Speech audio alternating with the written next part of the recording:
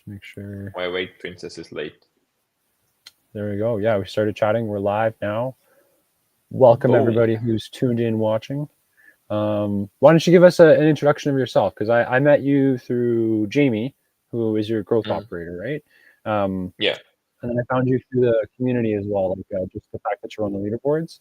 And then Nav was like, "Oh, Joonas is awesome," because she met you in Vegas. I was supposed to go, but I didn't get a chance to go. So that's why I was like, "Oh, let's get Joonas on and talk to him." So why don't you, tell me who you are a little bit and share it with everyone else, and then let's get to know each other. Yeah.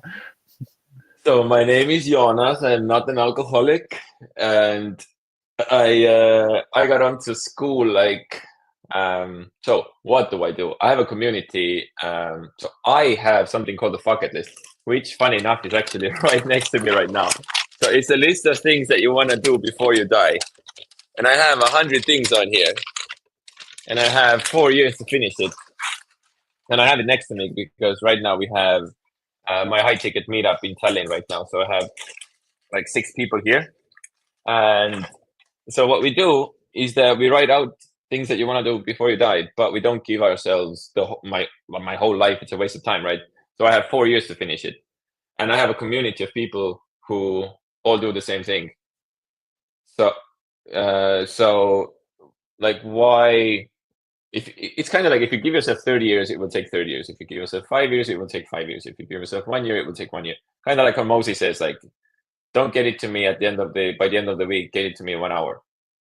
Right. So deadlines work, and we kind of do the same thing, just with like life goals. And then I came on Skool last May, found it through Hormozy, obviously. Then I saw that Sam is involved and Kirby is involved. I was like, fuck it. I was on Discord before. I don't really like Discord. So Skool seemed like way better for a community. So I made the leap, and I saw the Skool games. And then last May, I signed a contract with myself that I need to win the Skool games in 2024, or I need to delete my Instagram where I have like 100,000 plus followers, which I've been building. So I kind of went all in with Skool. And then in December, I won the Skool games, double won the Skool games, affiliates and creator MRR, and went to Vegas. It was awesome. And now here we are. This year, I signed a contract to get to 100K. And it's not about the money. I just need to finish my bucket list. And if you want to finish your big ass life goals, you just need to fix money anyway. So that's just like a prerequisite. That little rocket ship's just not enough for you. You got to get the diamond. Oh yeah, the gold. You got to get the diamond. It's a good goal. Oh, I love that. Yeah. I'm gonna come back to that because I think you said some interesting stuff that I want to chat about. But before we went live there, you're just asking about what we do, because I think it's fair, just for context, anyone watching. I started this live podcast, and then I was like, "Hey Nav, do you want to do the episode?" She was like, "Yeah." I was like, "Who should I invite?" She was like, "Joonas would be fun." I'm like, "Okay." That's literally the extent of how we met each other. Now here we are talking online. So nice. I'm Pat the honey guy. I'm an 8th generation beekeeper from the honey capital of Canada. So I've been selling honey at farmers markets and taking care of bees since I was like 8 years old. And I got fired in, I don't know, it was August of 22 or 23 now. It's been so long, I don't remember. It's terminated without cause is the term. I just found out my wife was pregnant with our second. We just bought our house. A whole bunch of that had happened. So I was like, oh, screw it. Let's just go all in on honey. I sold all the honey we had, and it still wasn't enough to kind of keep us floating. And then my son was born, and I started a job as an operator for like a physical business, and it just wasn't working out. The hours were not what I wanted. And then I got my friend who does self-storage to start a Skool community. We were like, hey, we should do Google Ads. And then I met Corey Prince, the Google Ads wizard, and now I'm his growth operator on Skool. So I helped him in September. Nice. We launched his paid offer, and I think we just we're close to 8K MRR as the number, but we've done more in cash collected with the way we structured the offer and everything. And then we won 20. Corey got 23rd in the Alex Hormozy's 100 speedrunners, which was like his 100 school owners. They tried it. So that was really cool to be 23 and like be the 23rd spot out of 100 on that. And obviously it wasn't all me, like him and I working together, but because of all that, we won as an affiliate, we won the affiliate leaderboard, I think it was in August. So I was supposed to go to Vegas like 6 times, but my car broke down. My daughter had a dance recital. Like, there's always been something happening. So that's why when I started it, and now I was like, oh yeah, he was there. He was fun. I was like, this would have been cool. We would have been able to chat in person. So let's just chat online anyway, right? Nav should be It's the joining us soon. second I have to best. call mom. Nice. So wait, so you're like a beekeeper, so you know stuff about bees. Oh, I know everything about bees. Yeah. Awesome, because my dad is retired now, and he always had technically like a Fucketlist item was Mhm. to be a beekeeper. So now he's like 70 something, and he started his own bee little thing. And I was thinking that I would want to like help him build his thing into like an online business as well, related to bees. Something even like a Skool community or something in Estonia or whatever it is. So Mm. it would be cool because he has it on his bucket list to make 10K with bees, and It's which for him is like he doesn't process how he could because you can't sell enough honey. You know, it's like honey is just like an issue. well, yeah, But that's what I yeah, say. I think You could, but we're at the point where we're doing. I think this year we did 60K, 70K gross in like B2B, like selling to a restaurant or selling to somewhere that puts the honey on the shelf, just like locally for us where it's allowed. mm, And that was 3 years of since I got fired to build, right? So it's yeah, doable. It just takes some time. The way to do it with the online education is huge too, because you could start like a beekeeping club for Estonia only and yeah, have it be in your guys' yeah, language specific to that area, right? That's really, I yeah, think that's a tool that I think a lot of people miss on Skool. They're like, oh, I'm going online, I'm starting an online community, I got to capture this large market. I'm like, I'm a beekeeper in northern Alberta. I'm never going to be able to teach somebody in southern Florida or like Estonia. Like, yeah, I can teach the generals of beekeeping, but it's possibly a different type of bee. It's definitely a different climate, right? But yeah, yeah. how long has he been doing beekeeping for? No, a couple of years, maybe like 3 or 4 or something. Actually, but one thing that I was thinking about, so because I do Instagram, right? Mhm. And my parents are like cute as fuck. Every time I post about them, skyrockets. Like one reel had like 3 million views and the other one had 800,000. So they're like adorable. And I was thinking I could build like a beekeeping Instagram for my dad.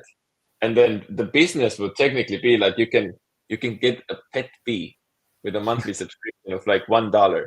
And if he has like 15,000 bees, you can just subscribe and say you have a pet bee somewhere in Estonia, right?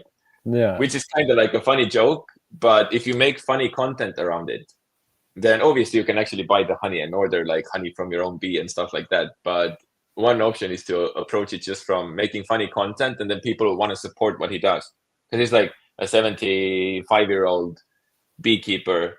If you make cool content about it, then people will just support with like 1 or 5 or $10 per month. Well, I'm gonna borrow that idea and test it for you because I already have the Skool community. It's like 160 members now, and I've done nothing to like work on marketing. It was just kind of like, man, I've been around here long enough, and I'm a beekeeper, and there's no beekeeping communities. I should start a beekeeping Yeah, school and like attach it to the family business. And now my yeah, dad's starting to kind of come around to like, oh, it'd be cool to have like online money coming in, like teaching these people and doing this stuff. I'm like, yeah, true, but like you don't even necessarily need to teach people the beekeeping thing. That could be like the high ticket back end.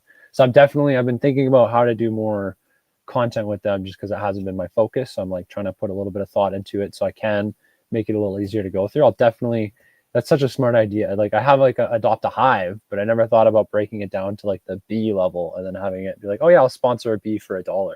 That's actually really smart. yeah, I like that too because then you're like, yeah, oh yeah, buy the honey from your bee. Like, that's really yeah. such And a then the smart. bee dies in 3 or 4 months. Then we can ship the little one in a box, and then you can get a new one.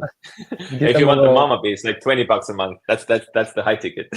yeah, yeah. And then it's like when people get their pets put up on the wall. Yeah, yeah, yeah. You get your Awesome. Estonian bee. But that's what I like about this is that like I've gotten like so much less stressed about testing things Hmm. after joining Skool or seeing what people do or like everyone's one biggest takeaway that I had coming back from Vegas was that uh like everyone's overwhelmed. Everyone who won the Skool games, like yes, you get the trophy and then you're like, oh, you're on the leaderboard. It's the status and the positive thing. Like, but underneath, like everyone's like churn, shit happening, like refunds, shitty customers. overwhelmed, not sure what to do, delivery problems, and it's like it was nice to be in an environment where yes, it's all the nice stuff of Vegas and everything, but at the same time, it's like winning and being successful doesn't solve it solves some problems, but it also creates a lot of new problems. So it was nice to see that it's okay if I'm not like performing at my best all the time because nobody's. That's Hello. such a cool. I was just gonna say Nav is here. Maybe she could tell us more about that too. Hey, That's such a cool guys. takeaway from that experience of like, shit is fucked for everybody. Such Yes, a good it is point. fucked for everybody. Merch, that could be a it is fucked for everybody. Hello, Nav. Hello, Navreet. Navreet.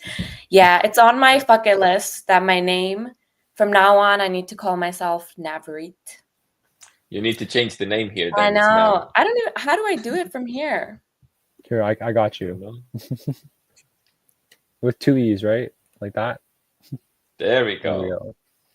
I guess From now on, if Navreet. we're going formal, I'll go back. Get my full name in there too. There we go. I'm officially a Black French woman again. Have you guys seen How I Met Your Mother? Yeah. It's A there's long time ago. there's this the lady when Robin works at the news place. There's this like black chick called Patrice, and it's just like every time she's like, "Damn it, Patrice, I don't want that. Damn it, Patrice, or whatever." And as soon as that episode came out, everyone was like, "You're a French black woman." Haha. I'm like, yeah, yeah. I think Thanks, Nav guys. is too young for that. Nav is too young for How I Met Your Mother. I think now I've seen a few episodes. And that's it. Nav just doesn't have time for content. She's too busy. If How I Met Your Mother was a book, then she'd be. Yeah. How's your book club thingy going? It's going. Today's day 3. We're doing our 100 million leads challenge, which I need to make the video for today, which I'll probably do after this call. And I might host a co-working call. I don't know if you guys would be interested, but Co-reading call. co-working, like we're actually working. Like you, so everyone's working on whatever they want to work on. On the challenge stuff for the book, on right? the challenge stuff. Yeah. Okay. So like, okay. yeah. So like DM or start 10 conversations. Like, So can you tell everyone in a nutshell, in 15 seconds, what's the challenge about? So maybe someone wants to join. To get leads, because we're reading 100 Million Leads by Alex Hermosi. We got an update on it at the end of the last episode. So if you want to tell us about the schedule you put together, what we're actually doing. Ooh, yeah. I mean, I have the roadmap on my about page. Skool.com/book club. But promotion. I was like, okay, do I want this to be like a business book club, or do I want to focus more on like the healing aspect and mindset and self-help, which I personally love? So I decided to make it like a healing challenge. So it's kind of funny because I put 100 million leads under abundance healing, because I mean, the book is literally called 100 Million Leads. I'm thinking, wait. So it's a healing challenge with Hormoz's 100 Million Leads book. Kind of. Pretty much. That's an overlap. Yeah. So, and the goal is to get 10 leads, 100 leads, 50 leads, 1,000 leads, or what's the... Yeah, that's where I should have been a little bit more narrowed down, but it's just to start 10 conversations. And if they end up turning into a sales call, or it ends up turning into a prospect like a week down the line, because you never know when you start the conversation and when you actually close that client. So it's just about starting conversations and then doing the same thing the next day. Yeah, you never know. I got one person to my high ticket from, I made a post in Skool Games. They voted on a poll. We started DMing, then we had a call, and a few months later they joined my high tickets. So nice. That's actually a question I got from someone in my community recently, is like, when is it, like, is Skool a short game or a long game? And like, when is it appropriate to do one or the other? For like driving, you're driving registration to the Skool games, right? It's short game, you're trying to push a lot of traffic to get people in so you can win the games, versus just in general doing a long game. The way I look at it, it's personally, and correct me if you guys think I'm wrong, it's always the long game, because like, unless the person is right, like, it's sales is just telling somebody they're ready and making sure they're ready and they are the right fit, right? If they're not ready, then they're not the right fit. You don't sell the thing to them. But long game is always, it's just a long game for some people feels super short because you're just catching them at the end of that where they're ready to go to that next step, right? How does that sit with you guys? Right. Well, I think for me, it's like winning the Skool games for me is like the micro step of a micro step. It's not like now I won the Skool games, I'm gonna retire. Like, no, it's my goal is to finish my Fucketlist this year. And even that's a micro step. Then I'm gonna write the next one.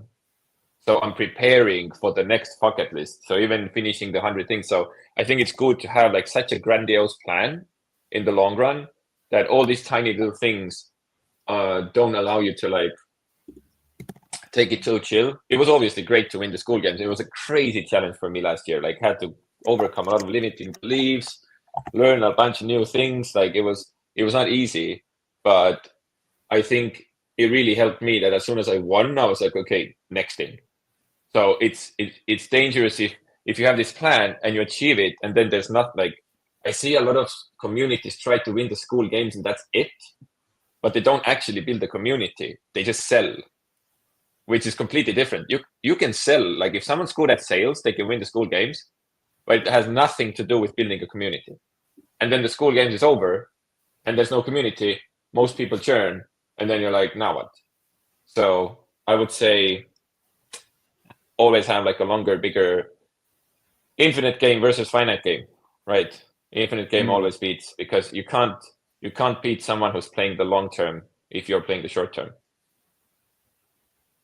Definitely. I think that kind of matches in line, because I was getting pushed on that of like, oh, but short game, we need to push registrations, do all that. It's like, but that loses the impact of what you're doing on Skool. Like you said, Skool is a community you're trying to build, right? Like Nav, $100 million leads, big book. You can make the whole month about that book, and you could sell, you do Instagram ads or Facebook ads.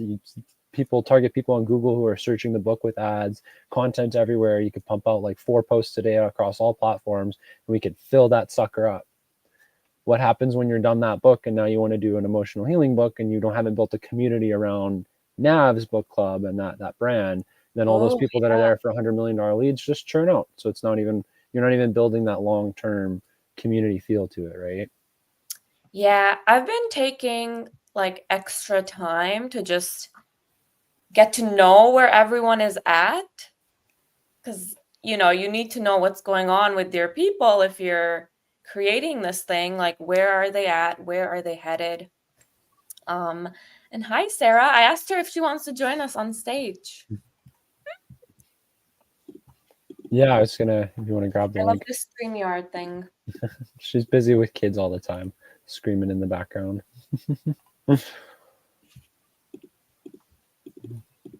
So you said something earlier, Joonas, that was like, it kind of relates to what you're talking about. I just wrote down goals. I should have wrote down specifically what you said at the start. But I think what you just said is interesting, of like, winning the games was not the thing, was not like the big goal. It's just kind of a stepping stone to that next thing. Most people kind of get caught up, I think, in the, like, it's a flip-flop of like, what's my life purpose versus like, what's my goal right now? And it kind of gets confusing. So it seems like you've kind of unlocked something in that. Obviously the Fucketlist being a really good tool of like, not in a lifetime, in the next 4 years, setting it, doing that. That's been a really great like mechanism you're using. But in the overall arching like grand scheme of things, do you have something that's like motivational, big goal, like life goal? Is your life's mission just to finish the list? Like, what is there something that drives you, motivates? Could you speak to that a little bit more, I think? Yeah, well, regarding the winning the Skool games, I had a specific thing on my list, which was to build a business, and now that's ticked off. So it's still like something got done. But there's so much stuff there. It's like it's never ending. And my goal isn't to like, I know before I actually drop dead, I'll probably finish 10 or 15 bucket lists, right? If I can finish 15 bucket lists with 100 goals on it, why not do that instead of like barely doing 5? And I think what I'm trying to do is like it's 2025. What really inspired me was when I got into I saw a podcast with Rick Rubin, who is kind of like a music producer, but he's not a music producer. So he said that he invented a position for himself in the music industry. So technically what he did, he was really good at creating an environment for people to be creative. And then he did it in the music industry. So all the awesome albums and the songs that you've heard from, I don't know, Red Hot Chili Peppers or System of a Down, or every artist has pretty much dealt with Rick Rubin. And one example was great. There was a band who was stuck with creativeness and whatever, and then Rick just booked a mountain in Costa Rica, set up a band, like they could just play and jam there, right? So he started doing things that nobody ever did. And then the result was that people started creating things that they would have never created. And when I saw that, I was like you can just invent your job. And he did it back in the 70s or 80s. So I've invented a job for myself. Like everyone told me I can't do this. Oh, I shouldn't do this. Oh, you should get a job, blah, blah, blah. It's like, fuck no. Like I can invent a job for myself. And now my job is to do my goals and then help other people do the same. And now my mission for this year is to make being a full-time Fucketlister like a common career path. From kids to grown-ups, I want to get the Fucketlist to Estonian schools. So it's like a common thing that people know. And it's like having a job, regular 9 to 5, for a salary that you don't like, working with people that you mostly don't like. It's a waste of your life. And if you truly accept that, then I don't know, taking risk makes sense. So I'm not sure if that answered your question, but I'm just like, I think it's sad to see how little people believe in themselves and how much they can change if they actually just take action. And I guess what I'm curious to like, is there somewhere that motivation for you comes from? Like you want to share it with the schools, you want to have it become a common thing. And I don't think, it doesn't sound like it's like you want to be famous or have it's that you seem to have like that genuine, like I just want people to not be trapped and stuck. So I'm just curious. It bothers me. That's the thing. It has always bothered me. When someone told me you have to do this, I was like, this doesn't make any sense. When someone said you have to go to uni, which I did, you have to get a job, which I did, I was like, this is stupid. Like this cannot be it. It's just you can choose to believe it, but you can always do other shit. And I always think, I try to think like history a lot. And when I see someone, for example, in 2025 say like, oh, it's so hard to be a writer. I'm like, really? Imagine you were a writer like 600 years ago when there was no printing press. Most of the planet couldn't even read. And you had to write something and release it, and you had to sell it somehow. Right? Everything is so fucking easy today. People are just finding so many excuses. And it bothers me so much that I kind of want to I want to take all the excuses away. And I want to do it by taking millions of people and showing that you can just take a pen and paper, write out your goals, and make that into your job, make that into your business, and earn money. You don't need to do any of the stupid shit that everyone claims that you have to. You don't need to go to uni. You don't need to have a job. Like if when I will have a kid, they will start their first bucket list as soon as they can learn how to write. They're gonna learn so much more from just this system than any school system can ever educate them. But I love that you already have like the fucket list ready for them to go. Oh yeah, tiny little paper and a pen. Learn to read, learn to write, learn to use bathrooms so I don't have to change your diaper for you. Exactly. I love that Sarah joined us. Hello, Sarah. She's in the comments. We invited her. Hello, Sarah. let us know how does that apply with you and all the kids on the What homestead. as far as what applies? Well, as a fucking list, I know you do the unschooling, homeschooling sort of vibe. Like, how is what Joonas is saying about like kids applying? Like, how is that? How are you relating to that and what you're already doing? It's very similar, right? Like we do radical unschooling here, so we don't do regular curriculums or anything like that, and we just meet them where they're at and where, you know, what do you want to learn next, right? Like real life led learning type stuff. And I've got like some of you, Joonas hasn't heard this story probably, but like my son said at 14, like he has ADHD and like all these issues. And he's like, I want to learn how to work on cars, mom. Okay. So then I found him a class, right? And then he does his thing and they did like a challenge or whatever, and he came in first place. I wonder where he gets that from. And he won the tools and whatever. And then the because he's homeschooled and doesn't go to regular mainstream school, the shop owner that ran the class was like, hey, you want to come push broom? And because we've always like, that's just our mantra, like, oh, you want to, like, how are you gonna fund it, right? So he's always before that took odd jobs like mowing grass and like doing whatever to earn money, and so he was fine to push broom. Well, then he made friends with the head mechanic and did interning with him and graduated to doing oil changes and whatever at the shop. And then, you know, at 16 he switched shops, and then by the time he was 18 he was able to fund his own apartment. He works on fancy ass cars, and like, you know, no school, no trade school, like no college, like he makes good money and he loves what he does, right? And it's the same thing with my teenagers, the girls.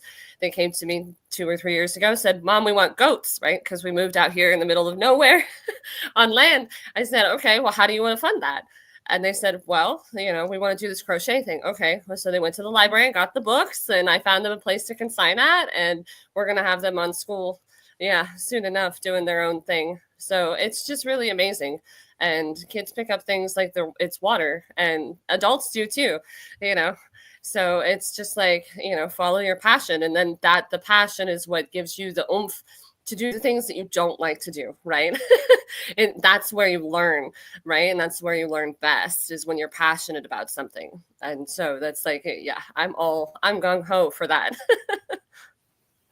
Well, that's I love that you said that too, because that was Sahil Bloom, I think is his name. He's been on a podcast tour recently, and that was one thing he said was like, kids are like Play-Doh. Like you can't teach them anything. You just have to do it in front of them enough times that they go, oh, and then they pull up their little play computer and they're like, I'm working, and they work beside you, right?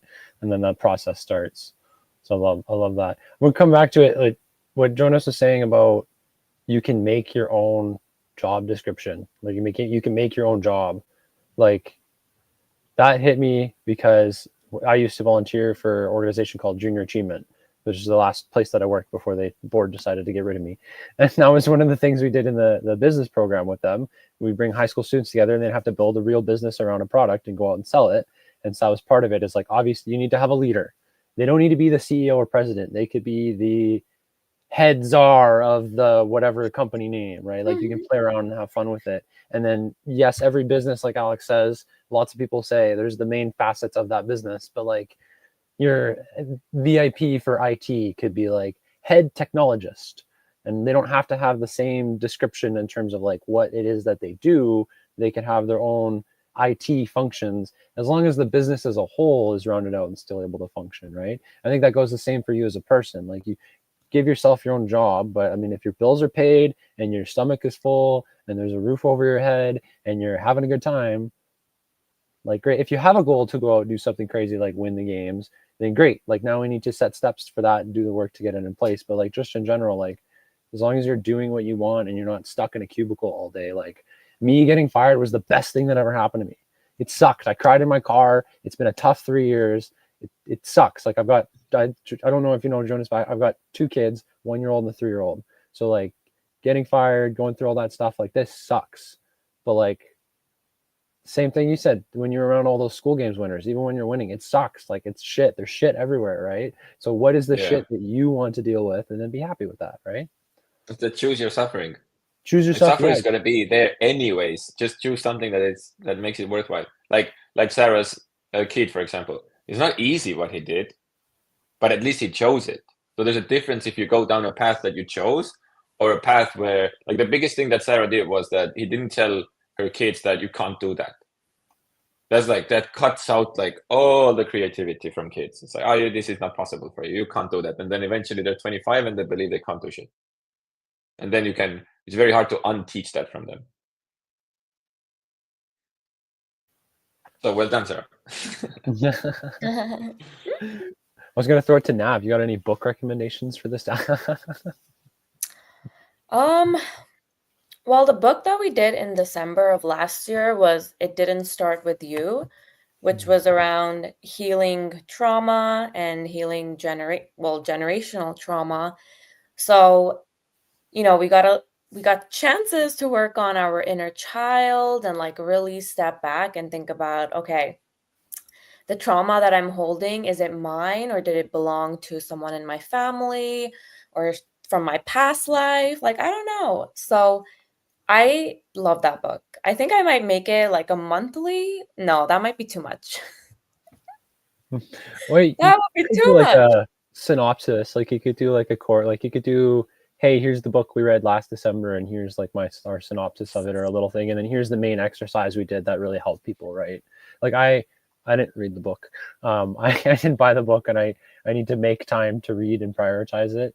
But I did the activities. Like I did the prompts in your community, and it was really nice to to allow myself to reflect on that past and think like, why am I like this? Why do I do this? Like, was this me, or did like just seeing my parents do this so many times like instill that in me, right? And that crevice in my brain is so deep that like I don't need to take drugs to numb it over to figure out what's going on. Just taking a second and observing it will start to kind of help fill in that hole, right?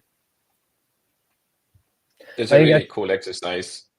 Really cool exercise that if you just ask someone, what's your first memory as a human being? It's crazy how different the answers are. Some people, first of all, is it positive? Is it negative? Is it related to someone? Are you alone? Is it like, what's the emotion that comes up? Because some people say something from, oh yeah, when I was 2, I remember this. Some people remember something when they were like infants. Some people say like, oh, when I was 8, I don't remember anything before. It's like that one question says so much about the person. And also there is a cool take on, like, if you remember, you have billions of memories. If you remember anything that's longer than like 1.5 years or something, there's a reason why your brain is attached to it. And if you dig a little bit deeper, like trauma, for example, it's just there to make, your brain wants to make sure that it doesn't happen again, but there's something to be resolved there. So if you, when you're doing the Navreet, when you're doing the childhood resolution and stuff, like what I've seen that helps with people, if you just give them like a bare minimum task, like just find one belief that isn't yours every month. And when they start doing, like, everyone can do one, right? It's like, I can do one in 30 days. That's good. But at some point, they're gonna start doing more because they get into it, right? And I use the same thing with my running streak. I've gotten a lot of people to run who hate running, and I just say, like, doesn't matter how much you run, you can do 100 meters. Can you run 100 meters? Like, yeah. And then we go for a run and we do like a kilometer or 10K. So it's like, I call it like positive self-delusion. So you lie to yourself. Like I tell myself, I'll just go to the gym, I'll do 4 pull-ups.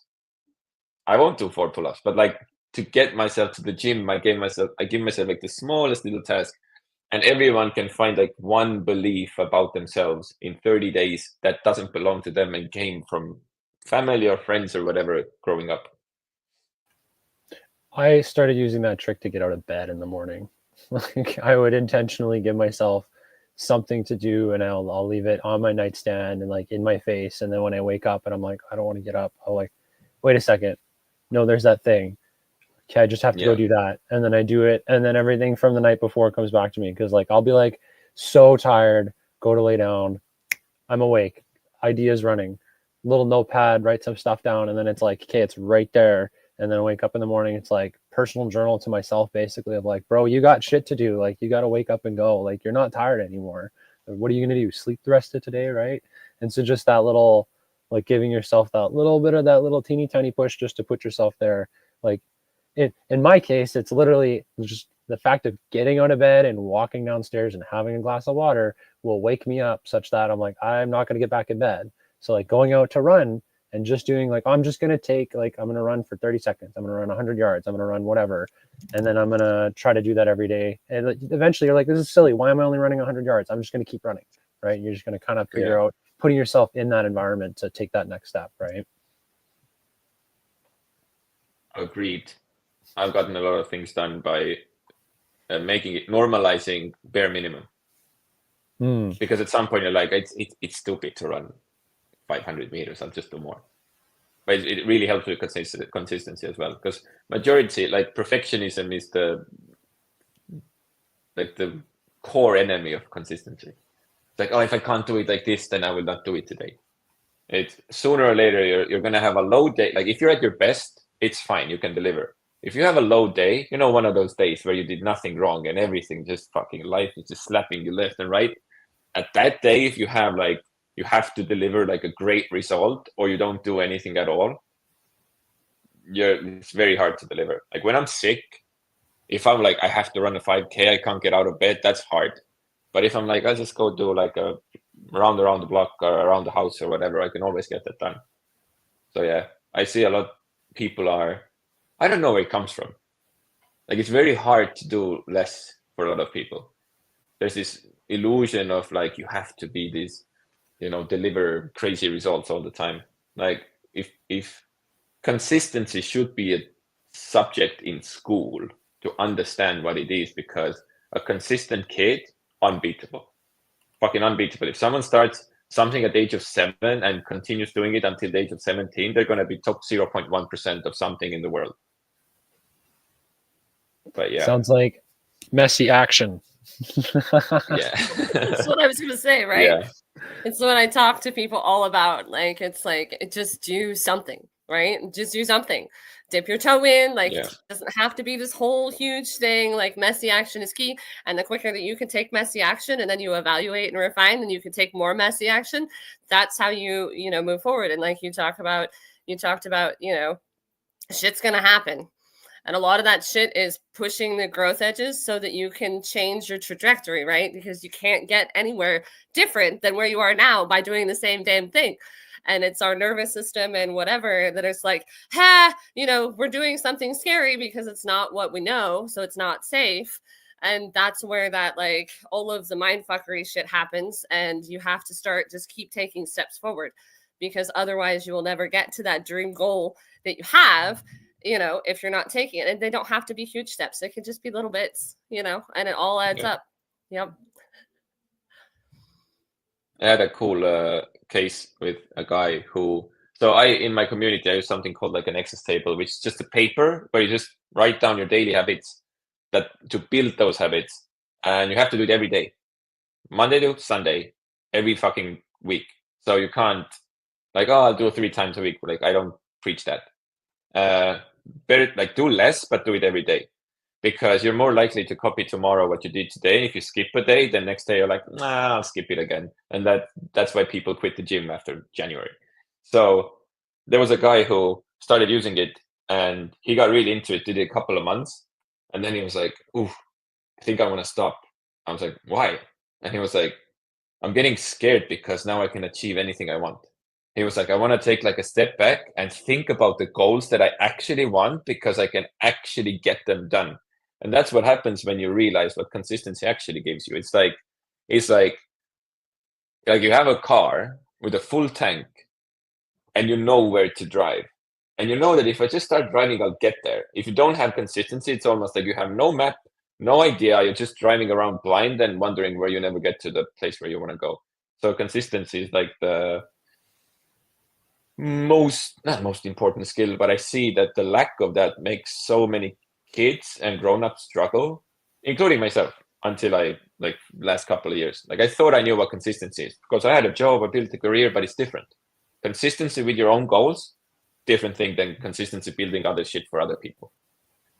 I love what you said there about like, I think I have to stop. You're like, why? Why would you stop? Like I can do anything. I'm not stopping altogether, but I realize I can do anything now. So I need to stop and realize what that thing is first. Is such a powerful thing to unlock. That's such a like, and everybody can get that, right? I think I was saying this on the last episode. Is like, I'm not special. I didn't do anything crazy. I got fired. And then I found this app called Skool, and now I'm here with you guys and we're chatting. It's like, in what world does somebody who is random in northern Canada meet School Games winner Joonas, and he's in Estonia right now, and we're having a conversation about this, right? Like, obviously, Sarah and Nav are here too. I mean, but it's the. Oh, and this was done through consistency, right? Like I just showed up on Skool every day. You could see the activity chart since August, right? When I decided that's one of the things you wrote to me. I checked their profile, all great, got it, let's go. Yeah, it's like that's how you know they're on the inside. It's like, okay, check the activity chart. Don't even care what's on the profile. Just as long as they're like on Skool, I'm happy to chat, right? It's like a cheat code. I guess that's maybe to shift the focus towards the end here. I did have a question from an audience member about Skool specifically. And I wanted to see if you guys had any secrets around this. What are some tips you would have for rekindling and I got to find the way that they worded this, because I literally copy pasted what they said because I was like, that's a great question. I'm going to ask it. How would you revive a dead community? That's the simplest way to put it. Ooh. Any tips around that? Yeah, there we go. Challenges. Explain that a little bit more. Let's assume so we've got somebody who's never done Skool before. They're like, I don't know what I'm doing. I started this community. I kind of got some people in there, but no one's posting, no one's doing anything. Let's say it's at like 100 members maybe, and it's just like dead. Let's give them like actionable, what are you going to do? Challenges. Go now. Well, first I would DM them and, check in, see if they're going to commit to the community. I mean, not being aggressive with it, but just starting to know who is joining my community and just having, again, a genuine conversation with them. Maybe getting on a call with them. I know I want to do more of that this year, is get on more calls, because I'm starting to love this, just conversations, just having conversations.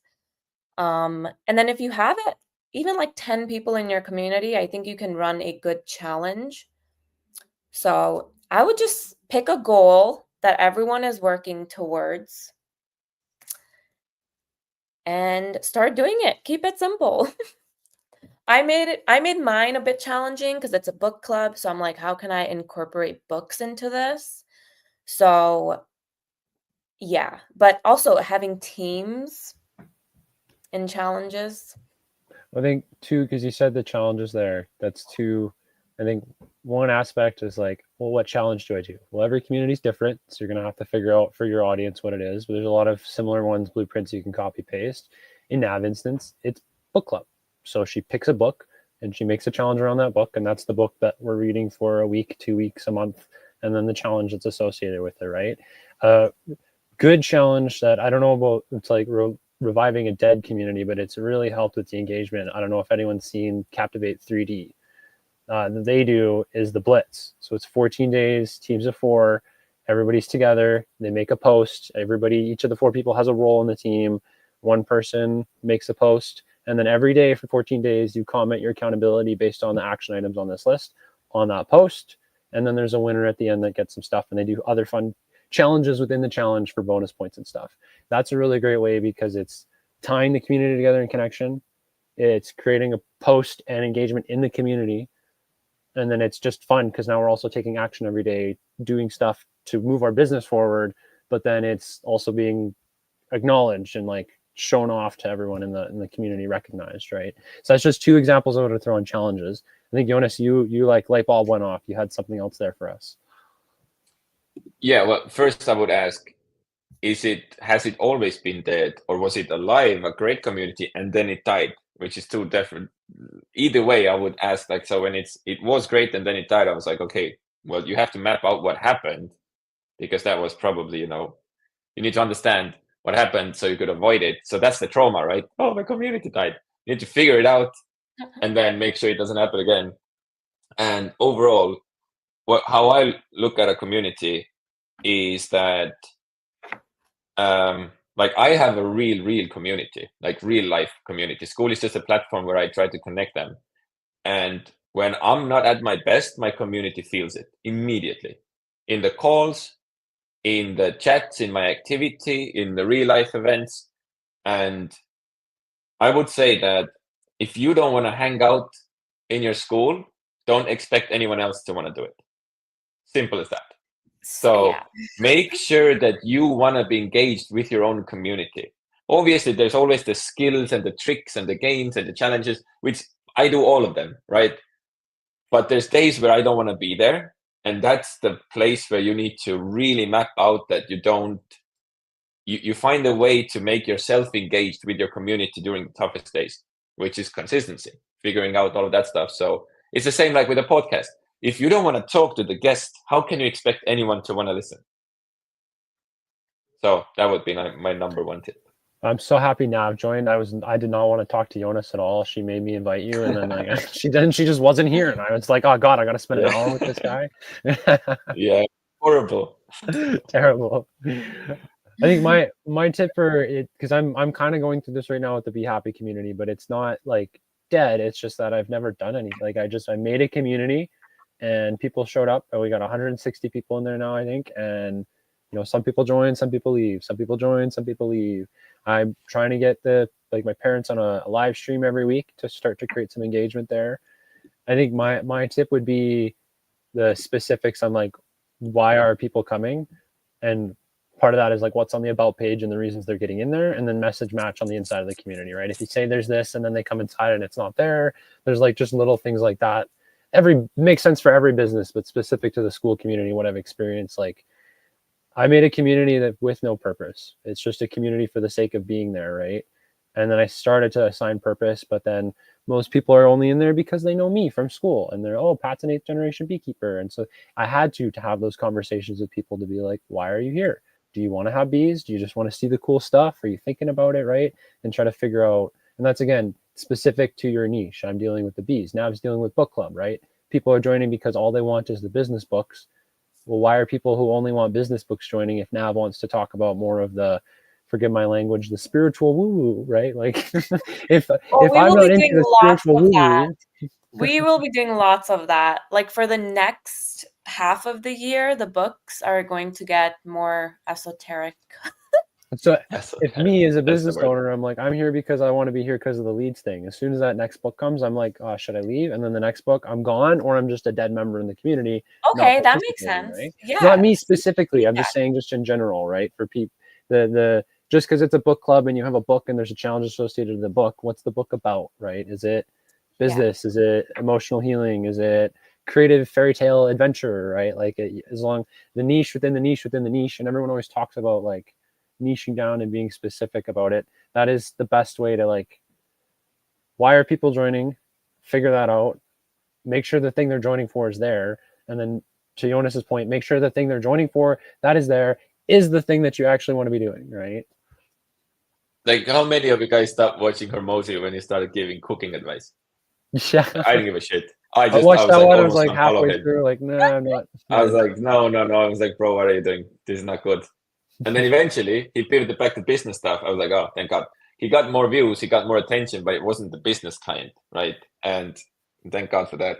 Well, then he talked about it too. I think that's a good point for the community is being vulnerable. Like I don't remember where I saw, I think it was in a Skool post, somebody talking about broadcasting your problems. And like, you have so little time, why would you broadcast your problems?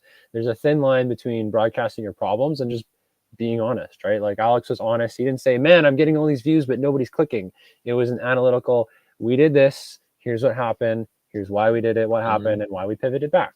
So in my case, like, hey, guys in the community, here's what we're doing, here's why we're doing it, get some feedback, see what we're feeling, take it this direction. And then if it doesn't work, just being honest. Hey guys, I thought you wanted to cook with honey.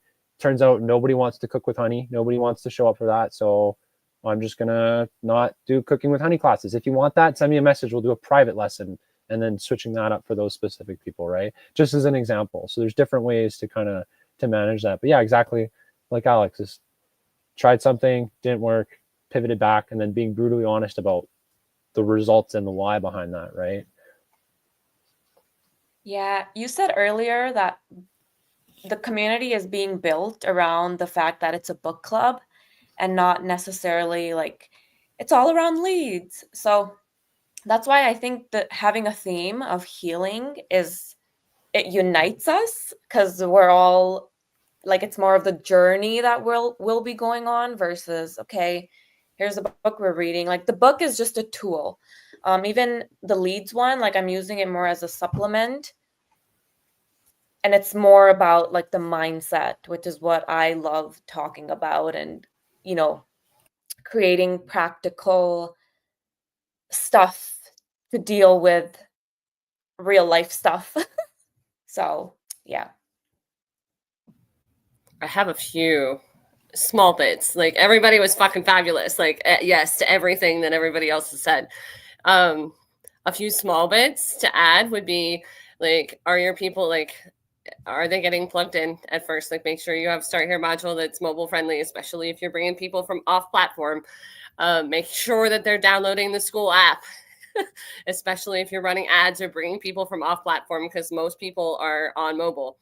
And then make your school a fun place. Like don't always just talk about niche related things. Like one of my clients that I help, you know, they do a lot of business stuff, but they're like, we're having problems getting people to comment on things. I'm like, okay, well, if you're getting some newbies in here and all they're seeing is all this stuff and they haven't gone through all the modules yet, like they're going to be afraid to talk because they don't know what they're saying. But if you're like asking how people are, or like weekend plans, or like sharing bits of your life and asking people, you know, to share bits of theirs, those are much easier for people, anybody in your space, to like jump in and like comment on. And then the amazing thing happens is other people in the community, they start talking with each other.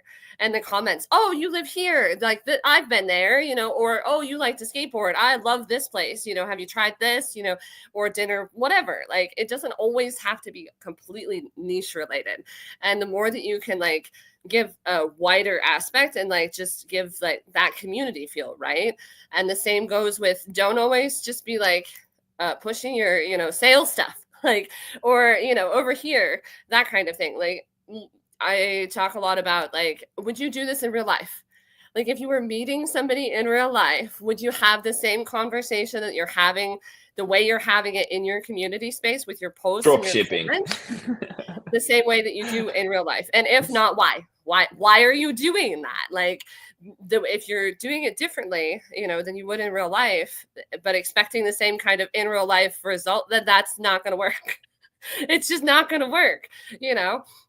But the more that you can be just a kind human and like be curious about other people, right? And get them talking and that kind of, that's how you build that genuine engagement. And then what happens when they see one of those business posts or somebody else who's a little farther ahead of them, you know, post something, but because they've got that interaction from before, oh, that looks really cool. You know, they don't feel like they have to give this like really technical response or anything like that. They could just say, oh, that's awesome, dude. Right. So then it kind of like be a human. Out. As a community leader, don't forget to be a human. People just want you to be authentic and honest and direct and real. Once I think a lot of people forget on Skool, like there's a real human on the other side. Well, just in social media in general, like there's another human on the other side of the phone screen, on the other side of the computer screen that's like listening, watching, talking to you, observing what's happening, right? And so not to overanalyze and put you into analysis paralysis of like, oh my God, all these people are watching. What am I going to do? Right? Like we're live right now and there's 2 people viewing the stream. There's going to be maybe 100 people that watch it, but in the future, there could be 100,000 people that are coming back and watching this, just given the trajectory of Skool. Right? So the fact that like sitting here and thinking about that is scary, but at the same time, there's 2 people in the chat that are watching. Like say hi in the chat if you're here. You're human. We want to hear from you too if you guys have questions, right? It's not just us sitting here and chatting to have these conversations, right? Yes. 2 is better than 0. Okay, guys, I got to jump off. I have another call. No, we're good. So, we're at the hour. Thank you, Joonas, for coming. I don't, Sarah, okay. if you guys had anything Thanks you for the wanted to shout out invitation. before we left. See you next time. See you around. This Sarah, no one had anything else to add. We're at the end of the hour. Let me know in the comments if you guys have somebody you want to see on the podcast next time, or message me on Skool, skool.com/@pat, and we'll get somebody that you want on.